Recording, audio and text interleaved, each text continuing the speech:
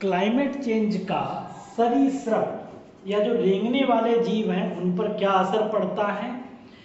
जलवायु परिवर्तन न केवल जॉर्जिया को गर्म बना रहा है बल्कि सांप के काटने की संभावना भी बढ़ा रहा है। सांप ठंडे खून वाले जानवर हैं, इसलिए आमतौर पर गर्म मौसम में अधिक सक्रिय होते हैं और विश्व स्तर पर तापमान बढ़ रहा है। WHO के अनुसार दुनिया भर में हर साल लगभग 5 मिलियन लोगों को सांप काटते हैं और उनमें से 1,38,000 लोगों की मौत हो जाती है।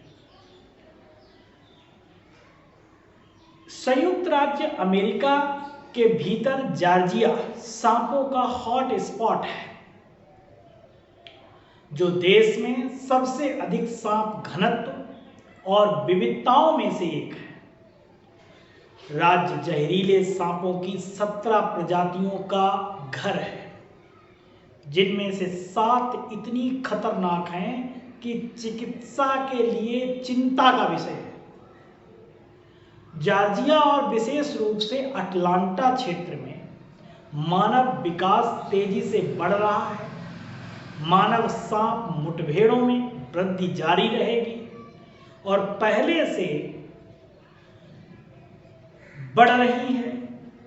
लगभग हर कोई जो बाहर समय बिताता है उसने कॉपरहेड या अन्य जहरीले सांप का सामना किया होगा। ठंडे खून के जानवरों की खास बात यह होती है कि वे बाहरी तापमान पर बहुत ज़्यादा निर्भर होते हैं। वे गर्म खून के जानवरों की तरह अपने शरीर का तापमान बाहरी तापमान के अनुकूल नहीं कर सकते हैं। इसलिए जाहिर सी बात है कि ग्लोबल वार्मिंग बढ़ने से इन ठंडे खून के जानवरों को बहुत ज़्यादा परेशानी होने वाली है, होती भी है, ऐसा देखने में भी आया है। लेकिन जो नतीजे देखने को मिल रहे हैं वे उम्मीद से कहीं ज़्यादा चौंकाने वाले हैं। नए अध्ययन में पाया गया है कि ठंडे खून वाले जानवरों में अब हीट इंजरीज की घटनाएं हर डिग्री तापमान बढ़ने से दोगुनी होने लगी। जलवायु परिवर्तन से दुनिया भर में कीट पतंगों की संख्या तेजी से घट रही है। यही अगर हाल रहा तो कीट प्रजातियों को विनाशकारी गिरावट का सामना करना पड़ सकता है।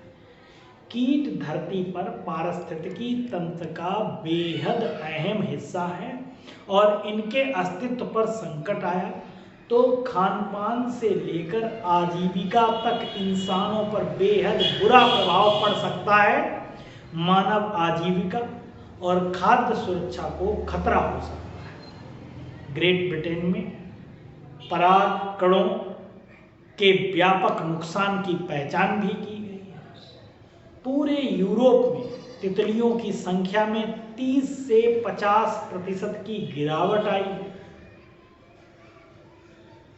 वहीं जर्मनी में उड़ने वाले कीड़ों के बायोमास में 76% की कमी दर्ज की गई है। ये ग्लोबल वार्मिंग की वजह से। उपभोक्ताओं के रूप में हमें ऐसे विकल्प चुनने होंगे जो कीट पतंगों के अस्तित्व को कायम रखने में मदद करें। अब ऐसे विकल्प हमें चुनने होंगे तो इसके लिए हमें कई काम ऐसे करने पड़ेंगे जिससे ग्लोबल वार्मिंग, तो उसके लिए सबसे बड़ा काम हमें करना पड़ेगा, तालाबों को सुरक्षित रखना पड़ेगा, संरक्षित करना पड़ेगा। जो वर्षा का पानी है उसको स्टोर करना पड़ेगा। आसपास पेड़ पौधों को ज़्यादा से ज़्यादा लगाना पड़ेगा जिससे हम इनसे निजात पा सकते हैं। कीट पतंगों की संख्या बढ़ेगी तो पारिस्थितिकी सही रहेगी। तो इस तरीके से हम देख रहे हैं कि ग्लोबल वार्मिंग का जो असर है वो कीट पतंगों पर पड़ रहा है, ठंडे खून वाले जानवरों पर पड़ रहा है।